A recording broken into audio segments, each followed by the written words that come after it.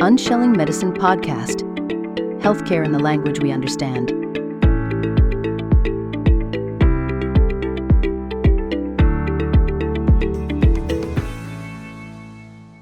Hello, welcome to our conversation today. I have the pleasure of having Carmen Theobald with me today.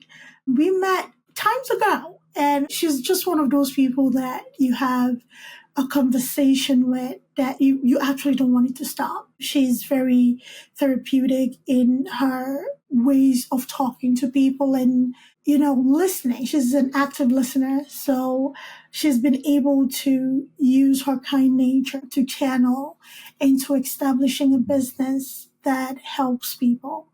A lot of people that actually do need the help, that society sometimes see them as Superman, Superwomen only. So we're going to talk about a lot of that. And Carmen is also the founder and director of Horse and Snuff.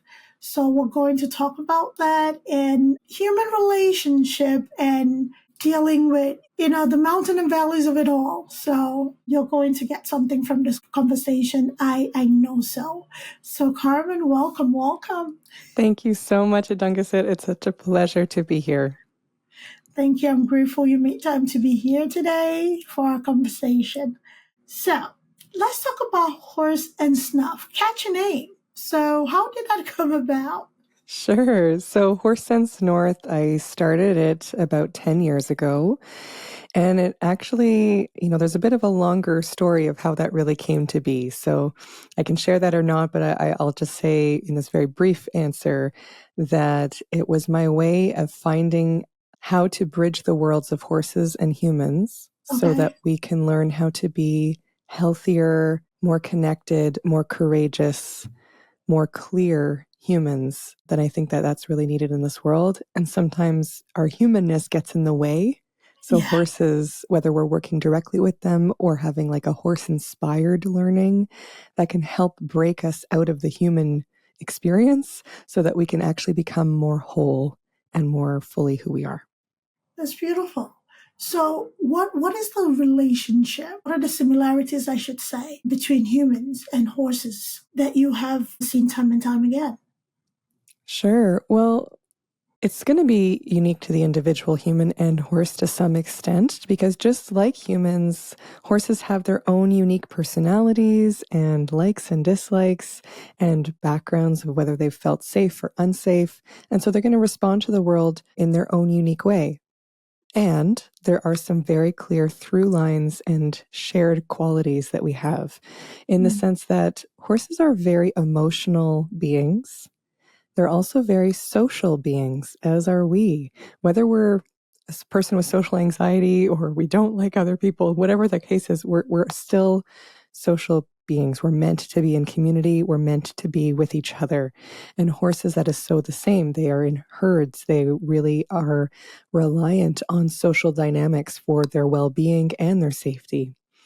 And they're so tuned in to sensing everything that's going on under the surface, meaning under the mask. So they really are operating all the time in this very authentic space of what is really going on for them, what is really going on for others. And they're going to respond to us in a way that is seeing the truth in our heart, not judging that, just really responding accurately and accordingly to that. And so we as humans, where we differ is that we can be so committed to wearing the masks and wearing the armor to protect our authentic self, to hide our authentic self. And horses can really help to bring that more and more to the surface in lots of ways. And learning to be in relationship with them is so helpful for us to be able to do that, both powerfully and gently at the same time.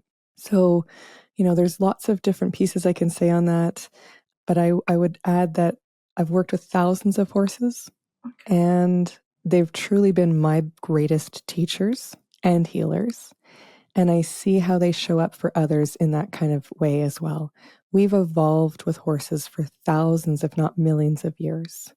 And the work that we do, it's not riding, not that I have anything against riding if it's done ethically and well and compassionately, but this work is really with them at liberty, meaning they're free, they're on the ground.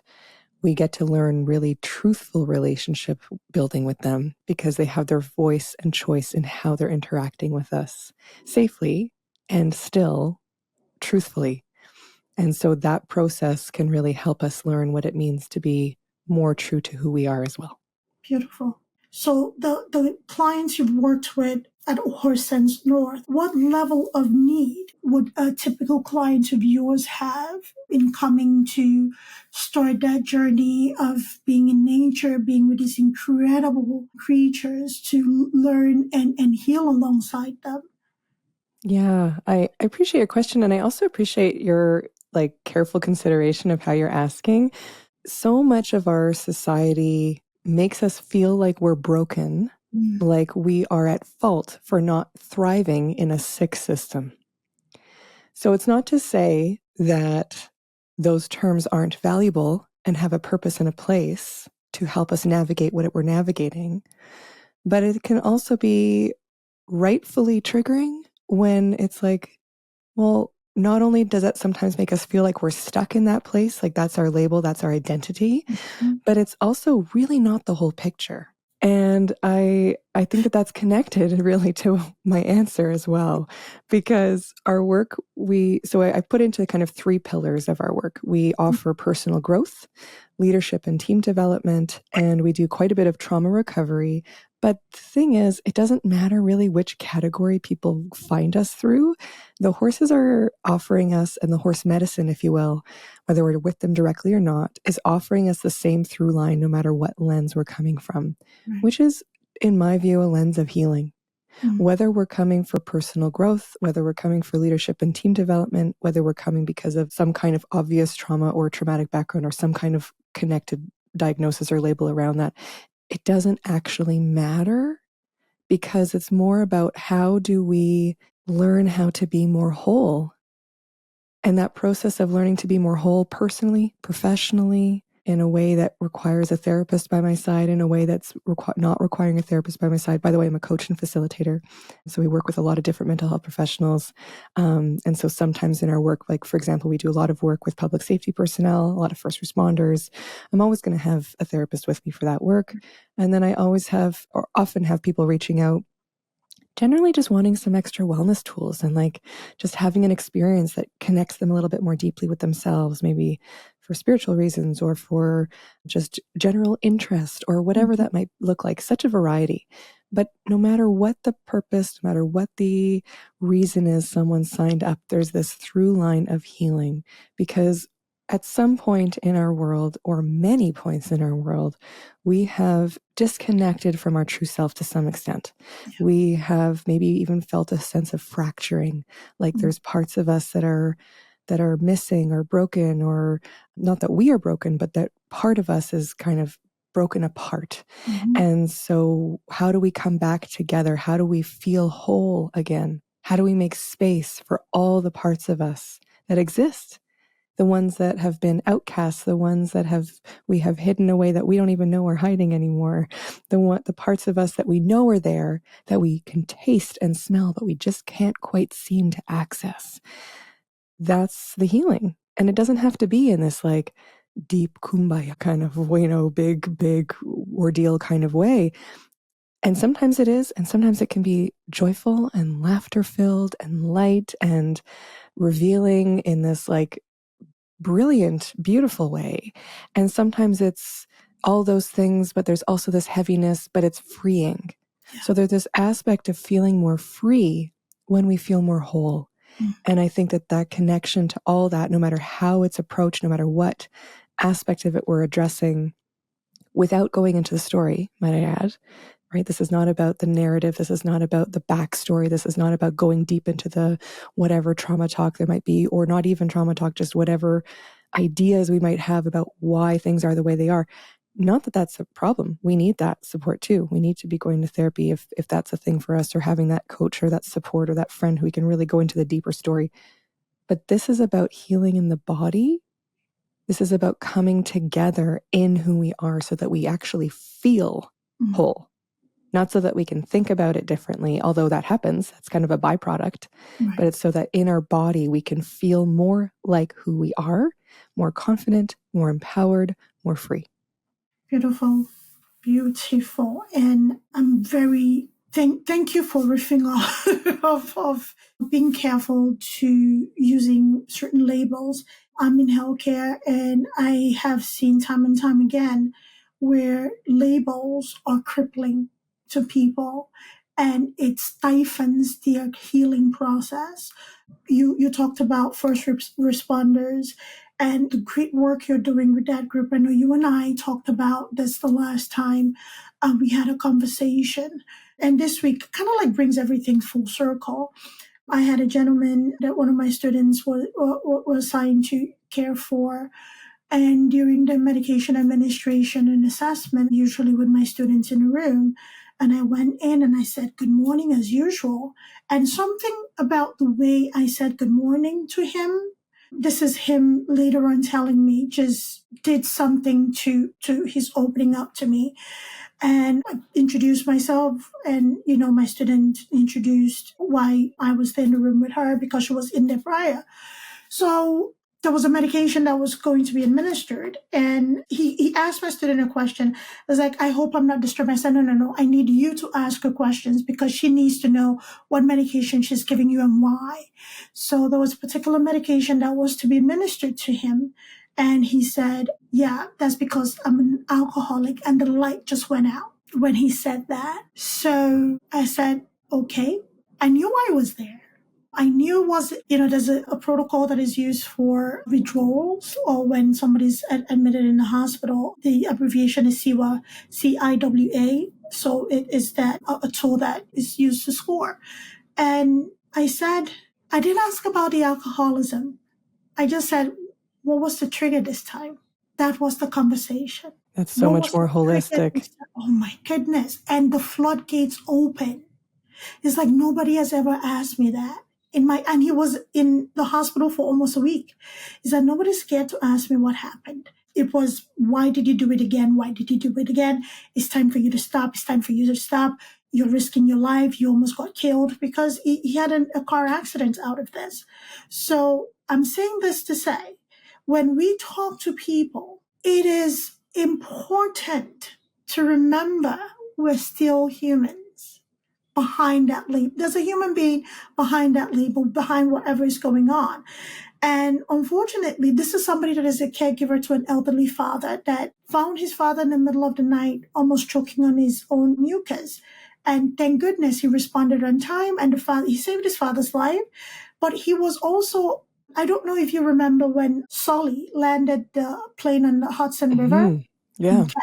So the captain of that dock who rescued everybody from the plane, right? And nobody got in the water. And it was the middle of a winter and hypothermia would have killed people within 10 to 15 minutes. That was the guy.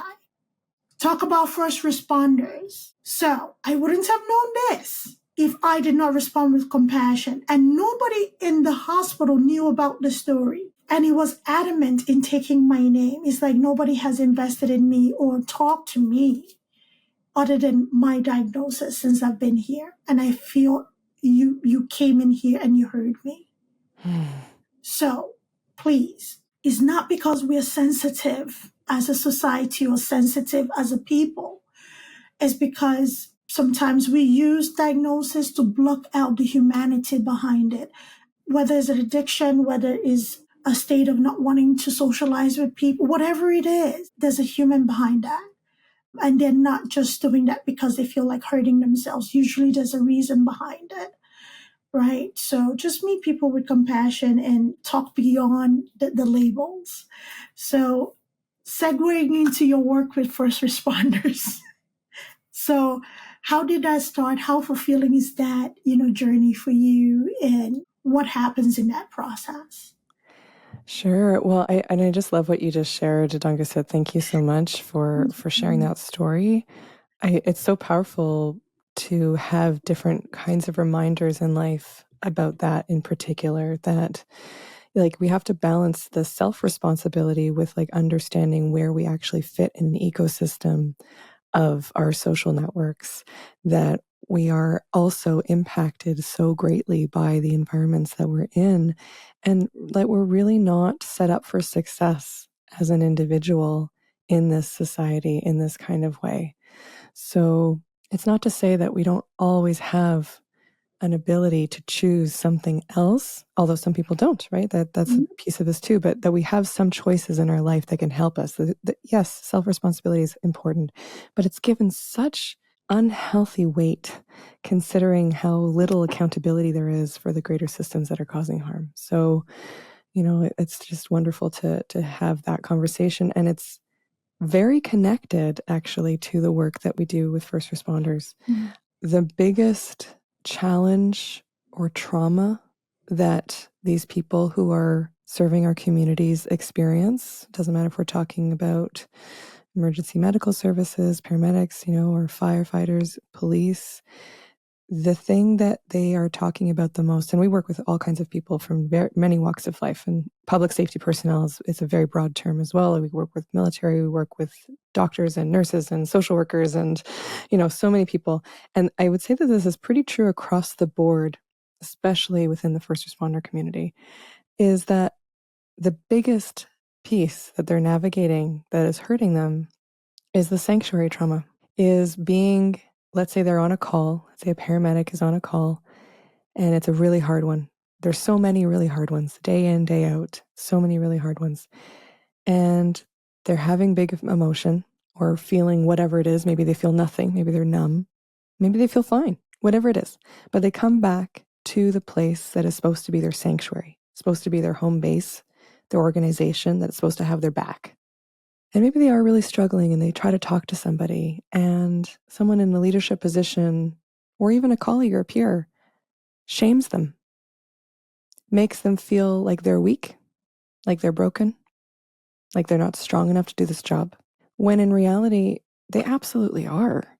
And we just need a place to come back to that feels supportive and safe enough to process the things that we're doing on the job, and also have an environment that, regardless of how they're feeling relating to a call, doesn't feel like it's a predatory system within itself, that there's actually support and encouragement to grow and develop and all these things, instead of having their vulnerabilities used against them in all kinds of ways.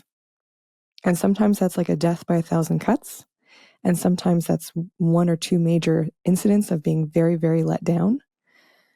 But I think that no matter what background listeners might be coming from, whether it's public safety or anything else, I really believe that's a very common experience, whether we're talking personally in our home, maybe growing up, maybe our professional lives, maybe all of the above, our community that we might be part of. Maybe it's not a healthy community, not in blaming the individuals, but there could be lots of different things going on, right? It could be unfolding in really unhealthy ways because people are now protecting themselves because we're growing up in systems that force us to protect ourselves.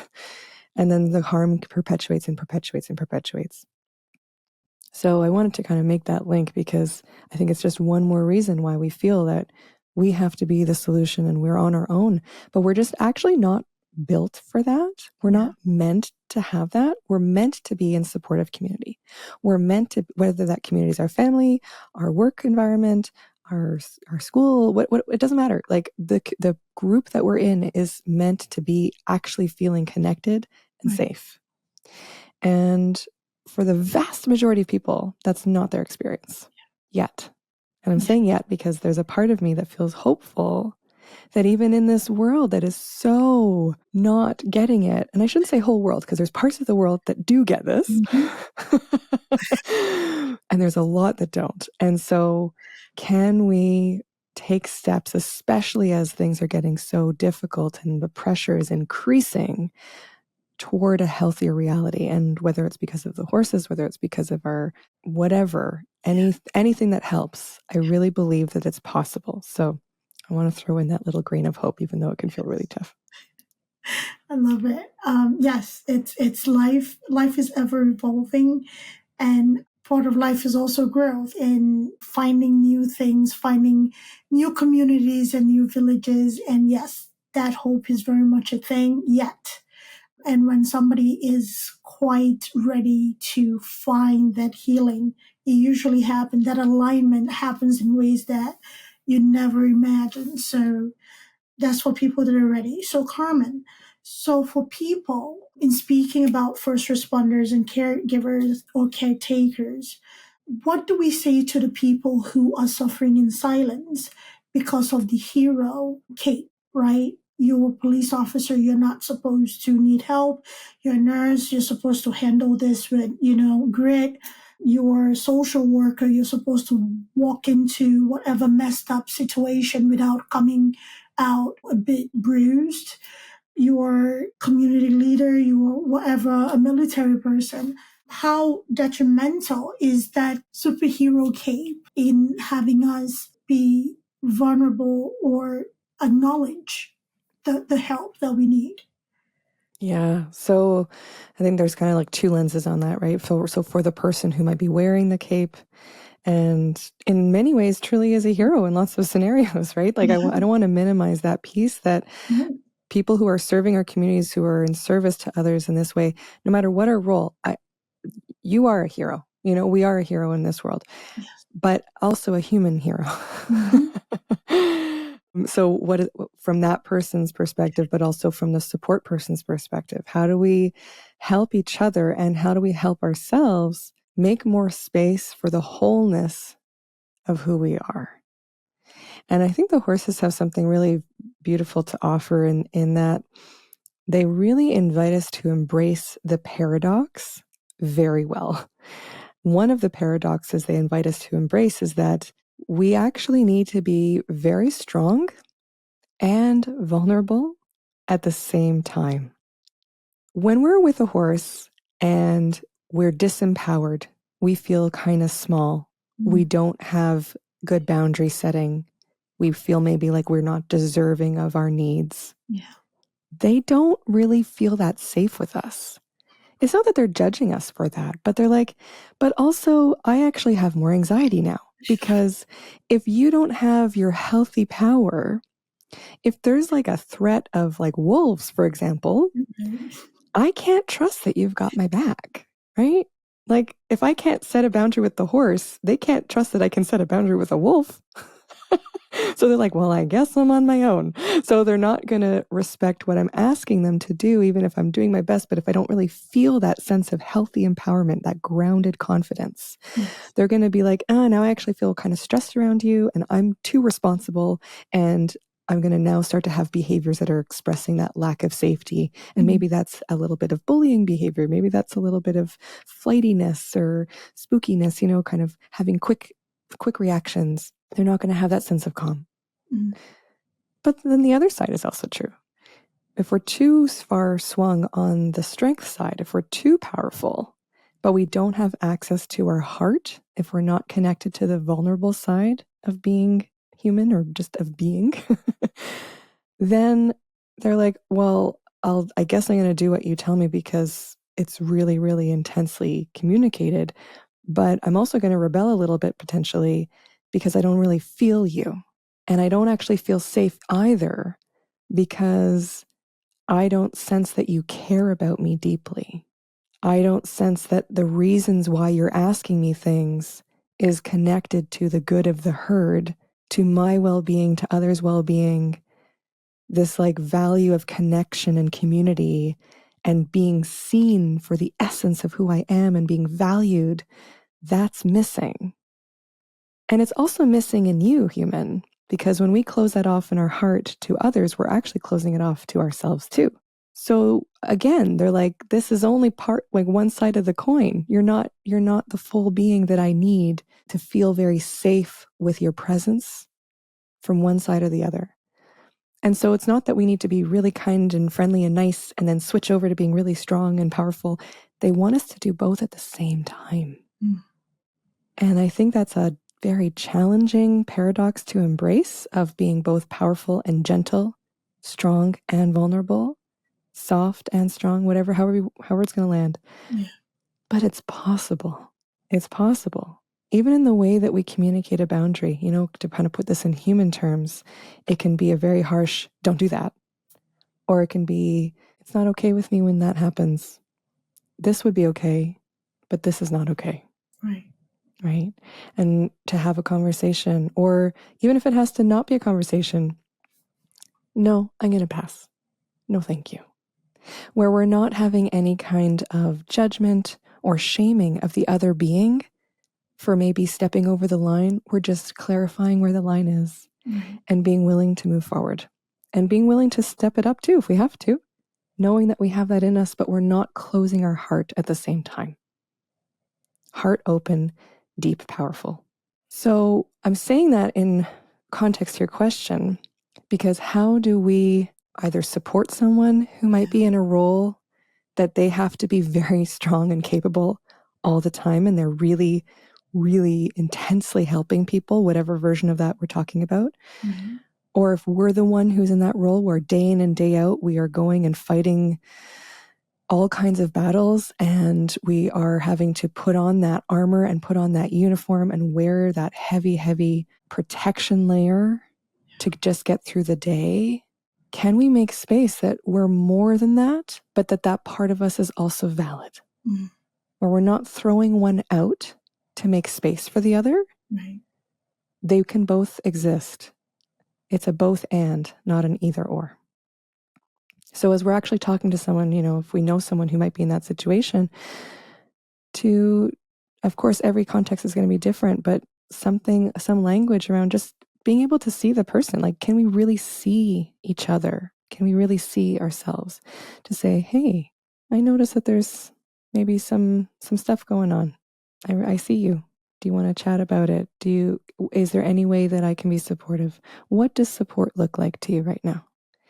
And no matter how the person responds, not to get our feathers ruffled about it, to know that we're offering it with this kindness, but not in this like sympathy babying way, not in this way where we pity them, not in this way where we make it their fault, not in this way where we make it like you should be stronger, but you're not, and not in this way where it's like that job is bad. Why would you choose that? You're just a human, that's ridiculous. All can exist together. All can exist together. And so for those who might be experiencing that job or that life, that it's not a mistake that you chose to do. You might not want to keep doing it, but it's amazing that you've done it so far, and it's understandable that you're struggling, and you're incredibly capable and strong. And of course, you would be a vulnerable human and need support too. All are true. Absolutely. The word, as you were talking about, all I could think of was balance. It doesn't have to be either or. They can both exist together. When you're going to work and you know what you're about to walk into, have those tough conversations with family members, when it comes to level of care, whatever's happening with the patient, you have to be the strong one in the room. And, the pictures and things that circulate a lot of the times where you see nurses in the hallway crying, they do that because they can't do it in front of your family. They do that because they cannot do it in front of the patient. And I've seen comments like, well, they chose this career. Yes, they did. They're still humans. Yes, they did. They're still humans. And things of that nature said about the military as well, or police officers, first responders, who see a lot. There's a human being behind that, shield, behind that uniform, behind that scrubs, behind the convoy, whatever it is. There's still a person behind that, despite the work description, the job description that they're doing. They took up that responsibility. It doesn't mean that they sold themselves and their safety and well-being and mental health. They need help and they need support. And be that support person that is not judgmental. It is useful. Just like Carmen said, if you don't know how to respond, just try not to say anything and say, you know what, you're here. Yeah.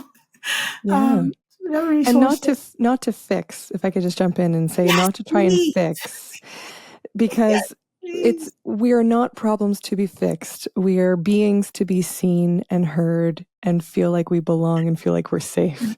So whether someone's disclosing something to us or not, we can just hold space for that. Hold space for them not wanting to talk about it. Hold space for them wanting to talk about it. Not having to jump in with our own backstory that we think relates. Just like listening and honoring that and trusting that our active presence is what we can offer in the best way. And then we can encourage them if that there are other supports out there, and maybe we don't have the answers or the ideas on that, but that there are supports there. So we can offer, what does support look like for you to find the right places? Or if we can't even do that, maybe it's just a conversation and we just encourage that, like, there's hope. We don't have to be stuck. There's hope. And not even like saying it, communicating it in our heart, communicating it in our body language, in our tone of voice, because we're not afraid of the feelings, because we all have feelings. It's understandable that they would come forward. So I really appreciate this conversation. I really hope that this is offering whoever that listener might be that really needs to hear this right now.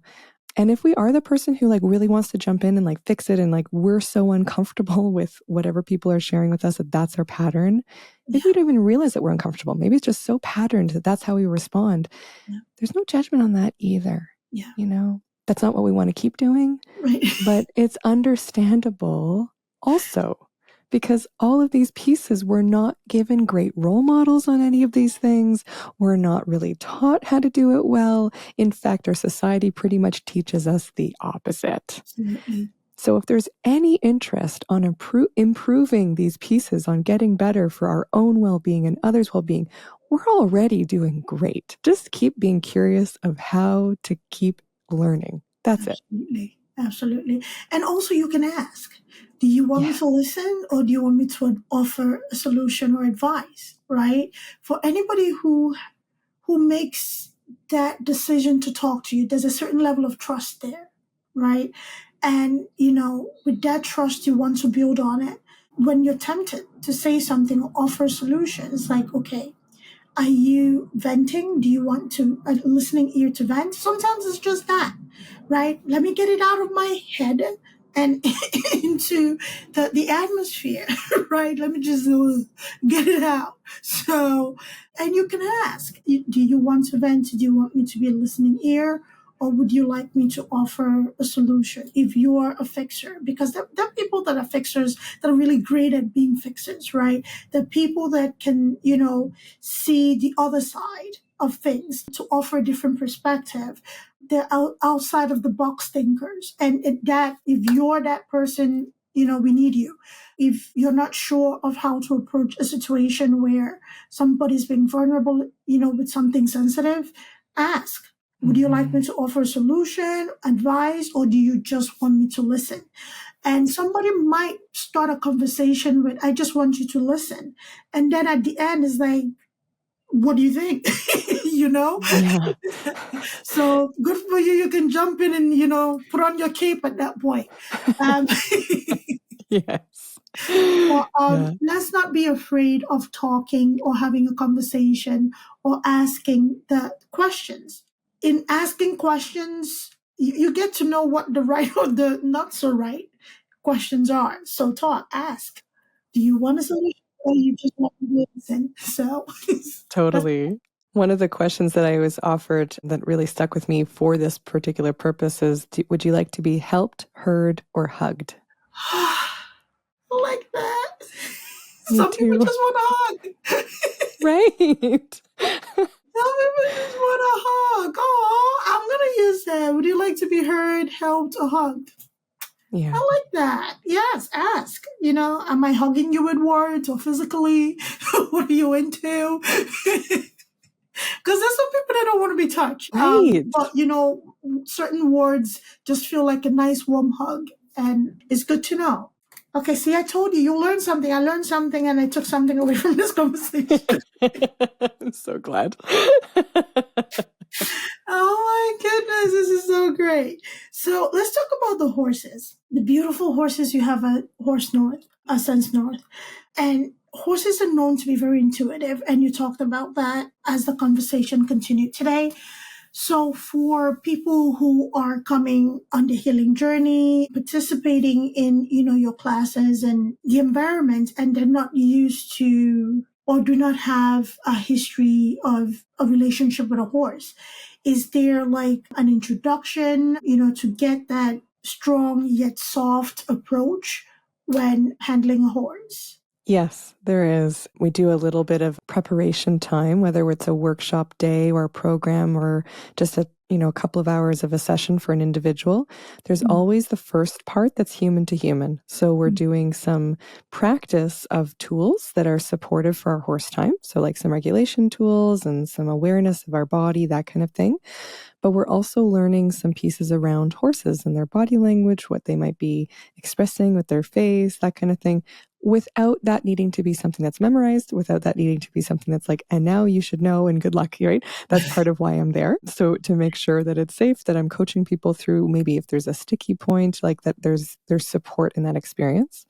Sometimes the experience is quiet the whole time. Sometimes I'm actually engaging with them when they're actually with the horse. It just is going to depend on the session. But we do work with people who have no horse experience or even negative horse experience, I'll say, if they have a big fear, or all the way up to Olympic level riders. I've worked with people with tremendous horse experience. And it doesn't matter because even people who have lots of horse experience don't necessarily have a lot of background of interacting with horses in this kind of way. And even if they do, I mean, I've been doing this kind of work for a long time. I learn from the horses every interaction I have with them.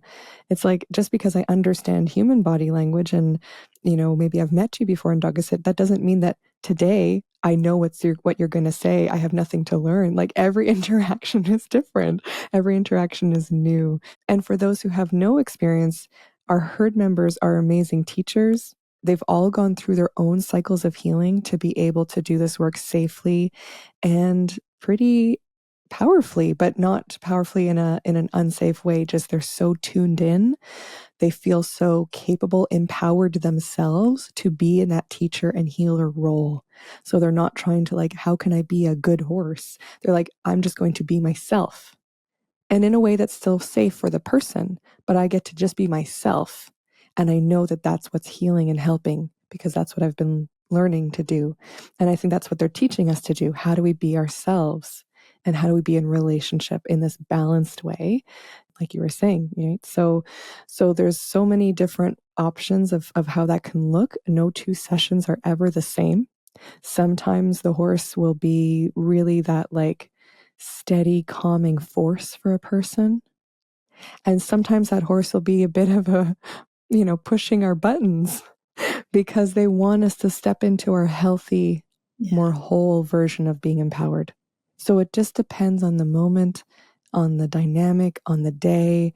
But it's always the feedback I get is that it seems like the horse offered the perfect lesson for that moment, for that person.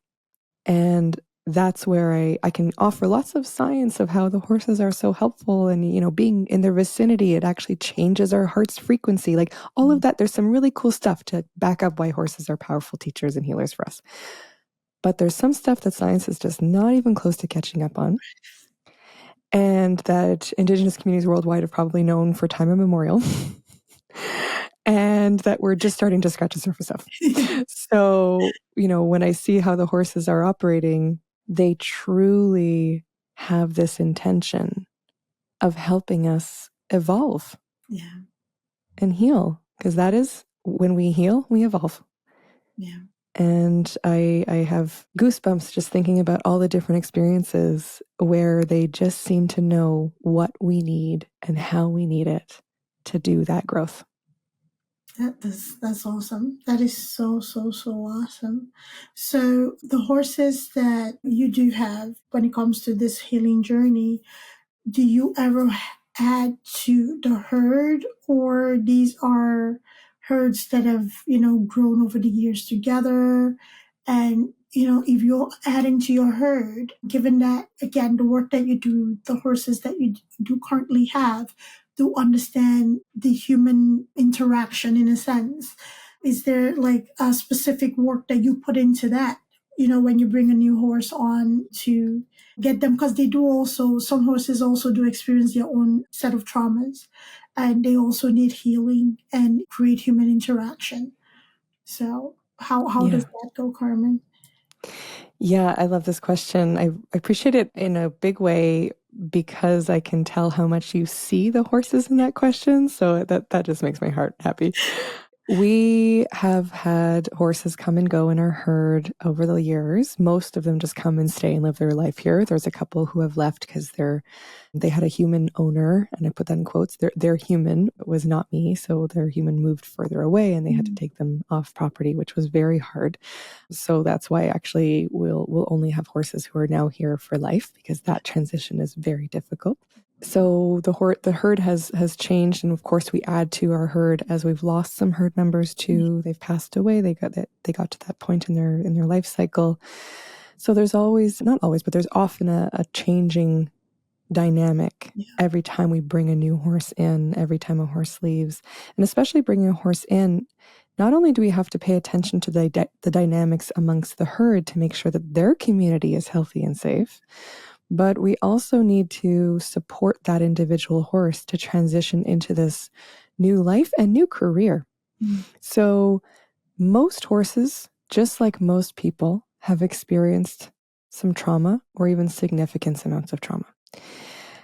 And before I will ever put a horse with a human client, they will have time to decompress here, to kind of learn about what this work is like by interacting with me, interacting with the others on our team, and really being part of the herd here, learning from the other horses. It's amazing to see how the other horses actually start to teach that horse not only about the herd dynamics and, what's going on amongst themselves, but what's happening when they go do the client work.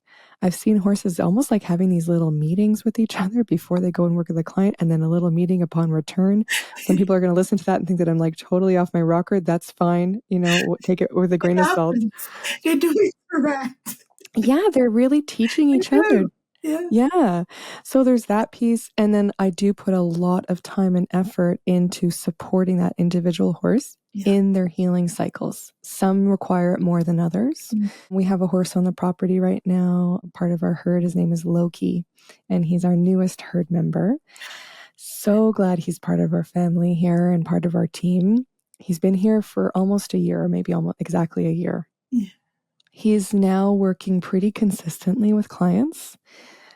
It took many, many months and the greater part of a year for me to have him do the kind of work he's doing now. He started off very slowly, very gently. He had a lot of his own recovery to do. He had a lot of his own settling to do. He had to learn that we were going to be consistent with him. He had to learn that our responses were fair and trustworthy. And he had to learn that the kind of work we wanted him to do was really to help him also. And so every time we're doing this kind of healing work with the horses, yes, they're helping us, they're working hard, but it's also giving them something back. It's reciprocal. And he had to learn that that was something he could trust, that he wasn't just going to be used and abused. So it took a long time for him to kind of settle into that. And now that he is and he's so expressive about his excitement to do the work. We had a workshop here yesterday, and we had a client who was walking around the farm, and he's just locked onto her with his ears and his eyes. And he's just like, I have things to teach you. Like, he was so excited to be in his role. And that could never be possible if he didn't feel safe and seen and heard and like he belonged also. So they really need the same kinds of things that we do. It's just not with our human languages, but it's with our mother tongue of that shared nervous system language. The language of whether we feel safe and connected or not. So the more we can help each other feel safe and connected, horses, humans, whoever, the greater our healing and empowerment will be, the more free we will feel to be our whole selves. So the same thing goes for the horses. Oh my goodness, that's beautiful. How old is Loki? He would be around 10. Yeah. Sweet boy. Yeah. Hey, Loki. Hope I get to meet you someday. I hope so too. Oh my goodness, that's such a beautiful story. It's the shared nervous system. And when you talked about that, I would say this comfortably that most people don't understand the connection we have with animals. especially horses. Horses are for some reason, very attuned to the human experience and the human nervous system in a sense. Because again, you said it earlier, if you're nervous or you're anxious, the horse is going to be anxious. They balk, they pull away. And, for horses that do not really they have to be confident, even with dogs, right? I had a show on TV years ago. It was about either housebreaking or training a dog, one of those, dynamic where dogs were just not listening to their own something, just living the way they wanted to live. And the one consistent conversation is that the dog has to trust you to lead it, right? If a dog doesn't trust you as a strong leader, the dog is going to just do what they do in whatever behavior they can exhibit that. And it's so cool to have animals, creatures that have been domesticated be so attuned to the human experience, especially human interaction. They look to us for leadership. It's almost like children. A child with structure will, They like, will okay, this thrive. is the structure, this is, whatever, this is where I operate, and I can be myself within the structure. A child with no structure is all over. So it's so cool. And this is why I enjoy talking to people who are passionate about what they do, because there's always something to learn. There's always that connection that you may not have thought about, or maybe thought about, but you didn't quite understand it. Yes, science is science. Science is advanced, but there's so much we're yet to know and learn. And exploring the horse human connection is something exciting. And I'm looking forward to what we find out, more of what we find out. So, Carmen, this was such a wonderful conversation. And for our listeners who are intrigued by the work that you do and are looking to learn more, where can they find you on the internet? What is that process like in reaching out, asking questions maybe, or working with you? Thank you for that. If anyone wants to learn more, our website's a great place. Okay. horsesensenorth.com, HORSESENSENORTH.com. Also, I want to mention we have now a free wellness community that we do every Saturday morning, 8 a.m. Eastern Standard Time. It's called Back to Grazing, because I think this world really is very challenging and stressful.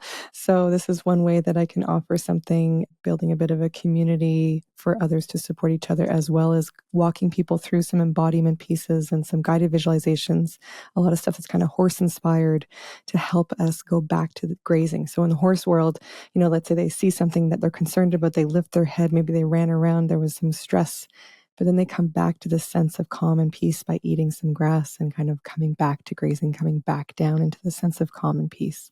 So just wanted to throw that out there as well. You can look that up on our website too. But Idongesit, it was such a pleasure to be in this conversation with you. I can tell that you're just such an amazing human being of service to your communities as well. And I really appreciate you having me on your podcast. No, I thank you for that. Let me accept it. It's rude to not accept it. Thank you for your wonderful words. I do my best in my corner of the world to make a difference. And it has been really incredible journey to meet people like you who are doing their side of a difference in the world that we all share. So the pleasure is all mine, and I'm superly grateful that you made time for this conversation, because we never know who we will inspire. We never know what corner of the earth somebody's listening to that this conversation will be really useful to. So for us to be blessed with this medium where we can talk despite geographical location differences, where we can actually talk and have a conversation that benefits and impacts people in a positive way is really, really, really, really cool. So I'm grateful for you. I'm grateful for the work that you do. I'm grateful that you've made time to be here and bless us with your presence and knowledge. It was such a great time. And for everybody, I know Carmen did talk about the website and, the different programs, we'll make sure that the show notes is heavy on everything Carmen, including the website. So you can just click into it. The organization is Horse Sense North. It's going to be there, and you click into it and you can find all that you need to find. Also, Carmen, I usually ask my guests to leave a few golden nuggets. Or you can leave a bag. I mean, you left us with like a few bags already, but, we still want more. Leave us with some sweet gems. What would you like our listeners to take away from this conversation today? Whether they're a support system for somebody, or they're caregivers, caretakers, and first responders, or humans that exist in this beautiful world of ours, right? What would you like them to take away today?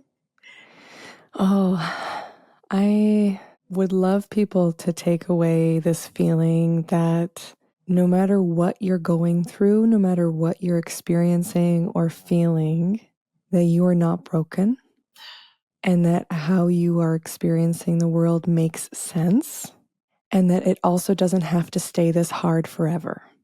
So can we collectively make more space for all of that to make sense, for it to be okay, and to have that seed of possibility that we hold close in our heart, that there is room to heal, to grow, and to feel more whole and free. Yes, thank you. You're not broken. Your experience is unique to you. And there's hope, right? This does not have to be a full stop. It's a colon. Continue the story. Okay? You've got this, right? Thank you, Carmen, for that. That was so powerful.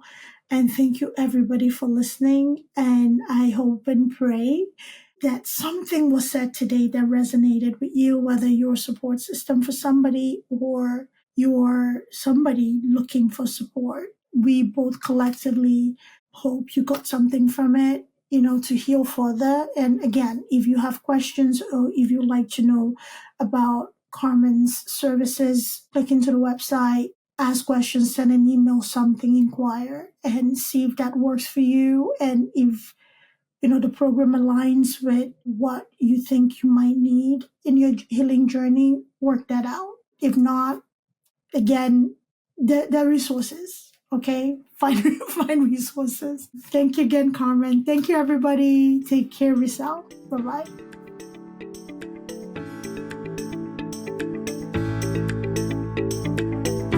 Thanks for tuning in to Unshelling Medicine Podcast. If you want to stay up to date with the latest episodes, make sure to hit that subscribe button on your favorite podcast platform. If you enjoyed today's episode, please take a moment to leave us a review. Follow us on social media at Altruistic Scribe on Instagram, TikTok, Facebook, YouTube, and LinkedIn. We share additional tips, updates, and health-related content that you won't want to miss. Have any questions or topics you'd like us to cover in future episodes? Reach out to us at altruisticscribeco.com.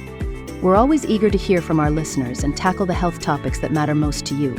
Until next time, stay healthy and take care.